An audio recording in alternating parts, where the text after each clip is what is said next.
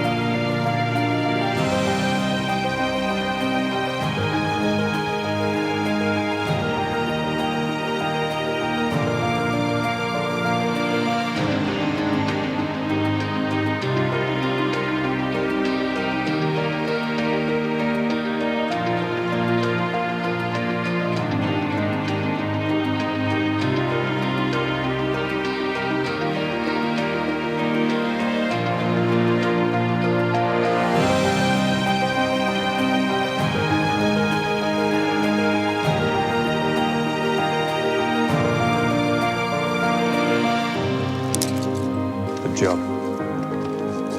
Let's go.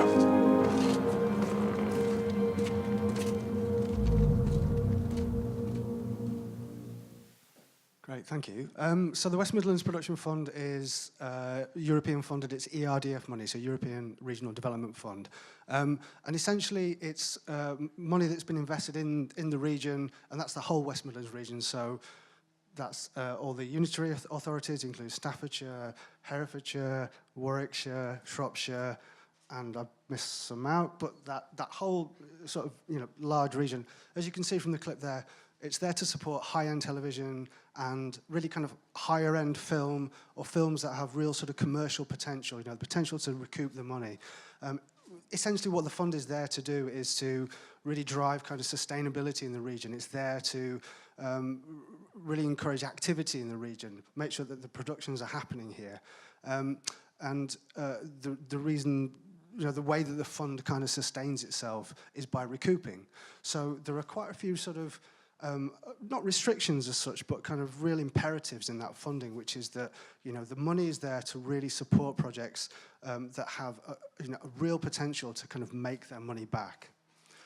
And that's crucial. And as you can see on there, there are films like The Girl with All the Gifts, which did really, really well. Films like the Spooks movie that came out a couple of years ago. Slightly more kind of independent films like Jawbone, The Marker, and also some television, as you saw there, Peaky Blinders, Hustle, I think has been supported by this fund, Toast, a real mix of projects.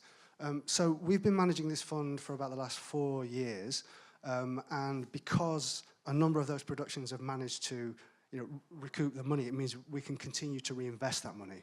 And so today we're going back live with that kind of recouped investment, and we have a production pot of around £2 million, which we're looking to invest in. And I guess some just really key things for you to know, and all of this information is going on the website. So rather than tell you all of the finer details now, please just go to the website and have a look if you want to find out more.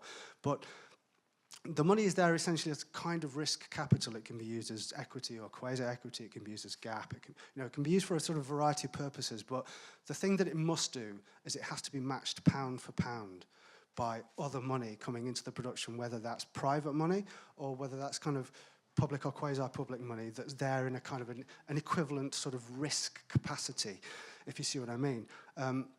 And the reason for that is the money is there to help generate other kinds of investments into the region. So it's not just sort of a soft fund that's there to go into things. It's there to drive other kinds of activity, other kinds of investors, financiers, coming in on those projects and really investing in the region. With the money that we have, what we're really looking to do is to invest in a real mix and a range of both film and television. I would say in the last few years we've ended up investing a lot more in films, but actually we want to kind of redress that balance a bit and make sure that more television is coming back to the region, I think. So that's one of the real ambitions of the fund. And in terms of film, for TV, it needs to be kind of high-end sort of drama. For film, it can be drama, but it can also be documentary and it can be animation. So we can look at all of those projects. I won't say a great deal more, actually, because, as I say, all the information is there. But does anybody have any kind of immediate questions now, just to clarify? Yeah? I'm assuming you want to spend in the West Midlands region, but is there a minimum budget? There's not so much a minimum budget, but I guess we have sort of a minimum investment that we would prefer to make, which is, that the floor of that is around £100,000 on any given project, and obviously that has to have a pound-for-pound match.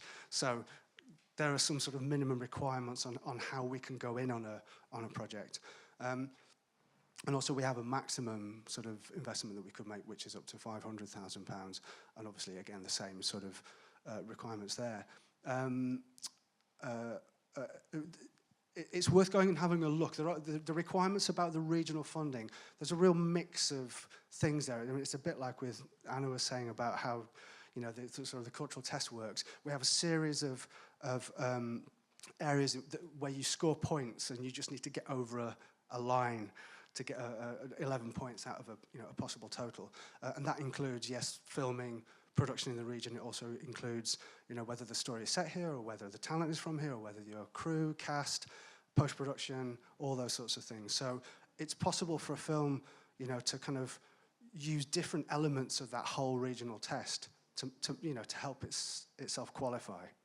And I guess the other thing just to say is that one of the drivers behind the fund is to really encourage kind of sort of SMEs, a particular sort of scale, to be operating in the region. So it's really there for kind of, small and middle scale kind of enterprises to really get going and get started. And we have some requirements around how the company has to run in the region, for the duration of the production and for, I think it's 12 months thereafter. But as I say, all the information's up on the website, so please do go and have a look. And I think later on we've got some of the guys from the film Jawbone there, which you'll have seen, which was recently BAFTA-nominated and BIFA-nominated. So hopefully they can tell you a bit more about their experience of shooting in Stoke, which is great. So there you go. So I think it's time for... Well, do you want to say it's time for lunch? Yes, I get the best bit. Thanks, Paul. So we'll break for lunch.